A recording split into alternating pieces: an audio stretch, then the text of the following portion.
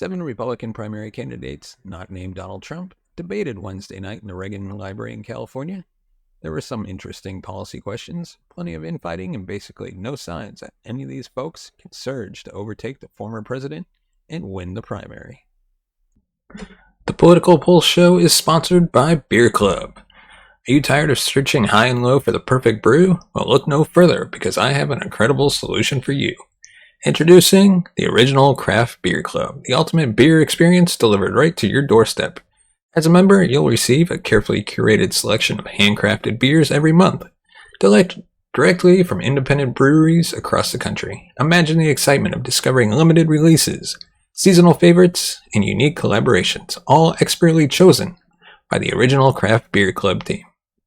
It's like having a beer festival in your own home, but it gets even better. Each shipment comes with detailed tasting notes, brewery profiles, and food pairing suggestions, so you can fully appreciate the flavors and aromas of these exceptional brews. Joining the Original Craft Beer Club is easy. Just visit their website, in the link in the description, you choose your membership level, and let the beer adventure begin.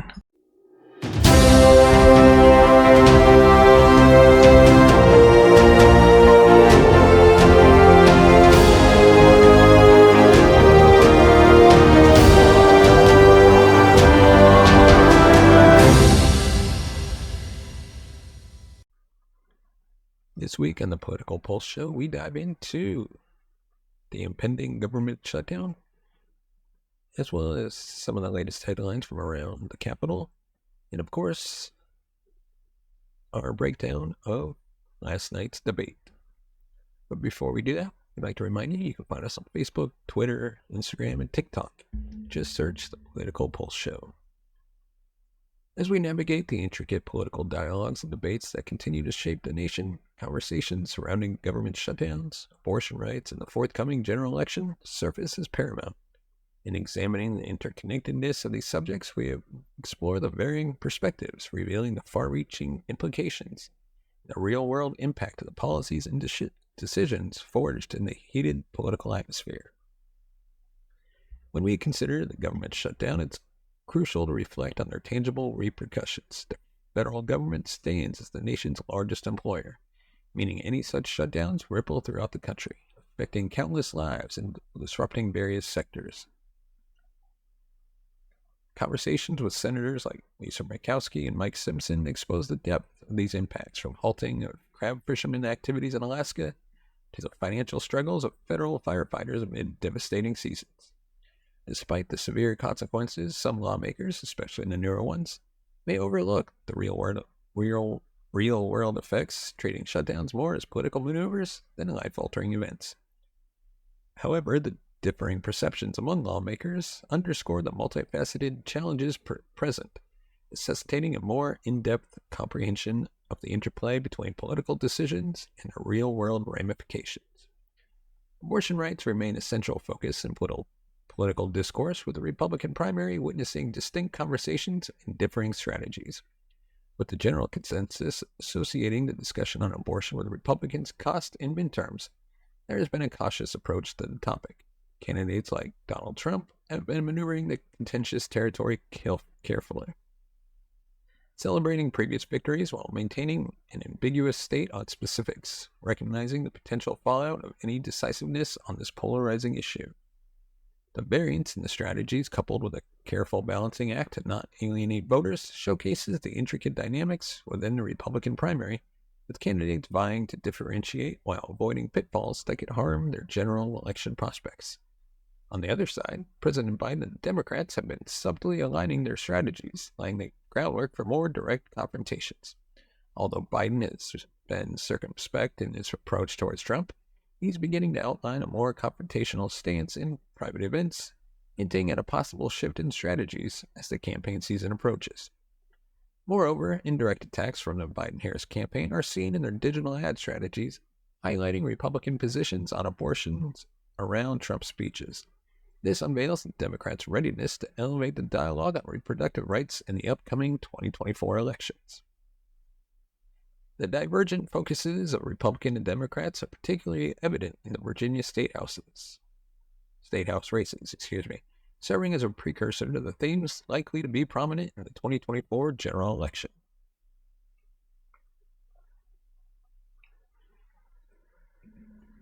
While Republicans are aligning their narratives around parental rights, focusing on educational content related to race, gender, and sex, Democrats are concentrating on reproductive rights. The crystallizing of these focal points in Virginia is indicative of the broader thematic battles to ensue in the looming presidential campaign. In an unprecedented move, President Joe Biden recently joined striking workers on a picket line, something no sitting president has done before. Historically, presidential candidates, governors, senators, and various dignitaries have joined picket lines, but Biden's attendance marks a significant deviation from prior presidential norms. This episode is sponsored by Good Ranchers. If you're anything like me, you know that good quality meat makes all the difference in your home cooked meals. That's why I love Good Ranchers. They deliver 100% American premium meat straight to my doorstep. Since I started using them, my barbecues have gone from great to phenomenal. If you're a foodie or just like a good steak, check out Good Ranchers. It's a game changer for meal times. You can use the link in the description and help support the channel. The picket signs were up, sporting messages like UAW on strike, record profits, record contract. Biden, far from the typical presidential podium and seal, addressed the crowd through a bullhorn, maintaining the informal and unified vibe of the event. This visual, powerful moment comes at a time when the UAW has yet to endorse Biden officially, raising questions about the political implications of his presence. The visual of President Biden amid union workers could serve as a powerful campaign ad, potentially more impactful than an official endorsement. It echoed Biden's recurrent emphasis on the foundational role of unions in the middle class in building America, a stance he prominently showcased in his 2020 campaign. However, this is not just about political optics. It represents Biden's distinctive approach to aligning himself publicly with one side in labor disputes, something former President Obama didn't do. Biden's appearance at the picket line seems to signal a shift in the cultural and political landscape, reflecting the increased popularity of unions and a broader understanding of their concerns and demands. Former President Donald Trump's upcoming visit to Michigan appears to play a role in shaping the dynamics of Biden's visit. The competitive backdrop intensified the symbolic weight of Biden's presence, with the administration seemingly keen on maintaining political traction in a key state and avoiding being overshadowed by Trump's visit. Trump's messaging focused on his purported concern for the workers and criticism of Biden's push towards electric vehicles, reflects his ongoing strategy to position himself as the champion of the average American worker. However, Trump's narrative faces factual challenges, given the domestic focus of Biden's legislative initiatives related to electric vehicle assembly. Unlike in the 80s and 90s, there seems to be more public sympathy and understandings for unions and their grievances. This shift is attributable in part to the concessions made by unions during the financial crisis and the effective framing of their positions by current UAW President Shawn Fain. The UAW's eventual endorsement will likely have symbolic significance given Biden's overt support, and it raises questions about voter enthusiasm and base consolidation for the upcoming election. Biden's recent moves, including the announcement of a new climate corps and gun violence prevention office, are strategic endeavors to resonate with his base, especially young voters, and ensure their turnout in 2024. Before we move on, we'd like to remind you, give us a thumbs up if you like our video, subscribe to the channel, hit that bell notification button to be notified of future videos. And of course, our next topic, Senator Bob Menendez. The charges against Menendez are extensive and detailed, encapsulated within a 29-page indictment. It accuses the senator and his wife of accepting hundreds of thousands of dollars. Menendez allegedly utilized his influential position to assist 3 New Jersey businessmen and remarkably to benefit the government of Egypt. The indictment outlines allegations of Menendez leaking sensitive, non-public U.S. government information to the Egyptian government related to U.S. embassy staff in Cairo and U.S. military aid to Egypt. Startling fines of $480,000 in cash a Mercedes-Benz, and gold bars during a federal search of his house last summer are the visually damning pieces of evidence forming the foundation of the case. But the senator does have a defense. Senator Menendez vehemently denies the allegations, attributing the cash to withdrawals he has made over the past 30 years due to a lack of faith in the system, stemming from his background as a child of Cuban immigrants. The gold bars remain unaddressed publicly, possibly a strategic move by his defense. He has not only been vocal about his innocence, but aggressive in his condemnation of the Justice Department, alleging behind-the-scenes forces are attempting to silence his voice. Menendez claims racial prejudice as a Latino American and draws parallels to a past 2015 corruption investigation, which concluded with a hung jury, illustrating that prosecutors, in his view, can get it wrong. The mounting evidence and Menendez's history of corruption investigations have intensified the pressure on the Democratic Party and fellow Democrats to rethink their support for the senator. Notably, there have been calls for his resignation, marking a shift from past when the political calculus discouraged such actions. Phil Murphy, the Democratic governor of New Jersey, called for Menendez's resignation shortly after news of the indictment broke, reflecting a change in political stance, possibly driven by a desire to contrast Democratic values against those of the Republican Party. However, notably in the absence of a unanimous outcry within Congress, with only Senator John Fetterman publicly calling for Menendez's resignation thus far. Senate Majority Leader Chuck Schumer's stance, along with Biden, will likely play pivotal roles in shaping the senator's political future. The indictment may impact perceptions of the DOJ amongst Republicans, especially consider the prevailing argument that the DOJ disproportionately focuses on Republicans.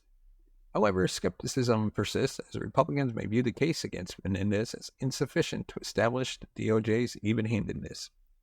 Moreover, the ability of federal prosecutors to secure a conviction against politicians on corruption charges has been challenging, particularly after the Supreme Court case involving former Virginia Governor Bob McDonnell.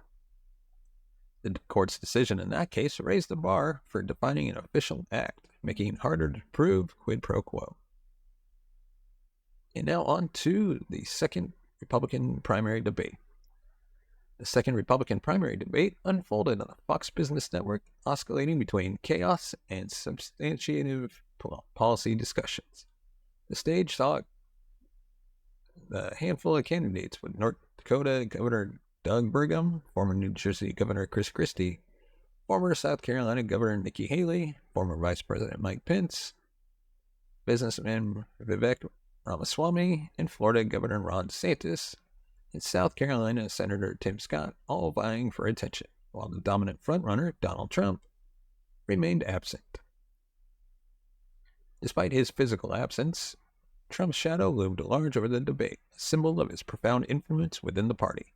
The debate, while chaotic at times with the candidates interjecting, managed to field some substantive questions and showcase divergent viewpoints, especially in relation to legacy issues and policies within the Republican Party. Candidates strive to differentiate themselves from Trump, embracing or criticizing his stance on various issues, from spending during his administration to his perspectives on abortion.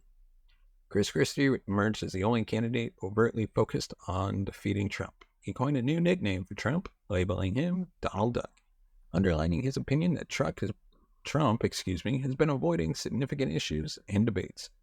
The pointed remark echoed the sentiments of several candidates on stage, reflecting the underlying issue to garner attention and establish distinct policy positions.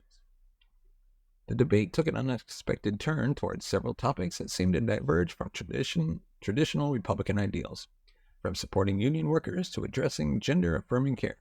The debate's questions seemed to mirror those expected at a Democratic presidential debate. However, the most notable divergence appeared when the candidates discussed immigration policy at the Ronald Reagan Presidential Library, highlighting the ideological shift within the party from Reagan's era to the present. Interestingly, some candidates asserted their support for workers but distanced themselves from union leaders. The debate brought forth economic perspectives, focusing on enhancing economic growth and addressing inflation to theoretically assist workers across the board. Trump, during his simultaneous rally, painted a dystopian economic future under Biden's administration emphasizing the potential downfall of the auto industry due to electric vehicle mandates. The debate also highlighted nuanced viewpoints on abortion, with candidates like Ron DeSantis vocally differentiating themselves from Trump's ambiguous stance on abortion laws and his reluctance to endorse a federal abortion ban. The delicate dance around such divisive issues highlighted the ideological inconsistencies and the struggle to establish a cohesive Republican viewpoint. The debate's chaos and the cross-talk emphasized the struggle between the candidates to define their stance and compete against each other, while Trump's looming presence added a complex layer to the political dialogue. The visible absence of discussions around Trump's indictments and the lack of moderation to address these significant issues raised questions about the Republican Party's priorities and internal coherence. Let us know your thoughts in the comment section below. What did you think of last night's debate? Or I should actually say Wednesday's debate. By the time you watch this, it'll be Wednesday's debate. Let us know in the comment section below. And as always, give us a thumbs up if you like our video. If you want to support the channel, you can buy us a coffee at buymeacoffee.com/twledger.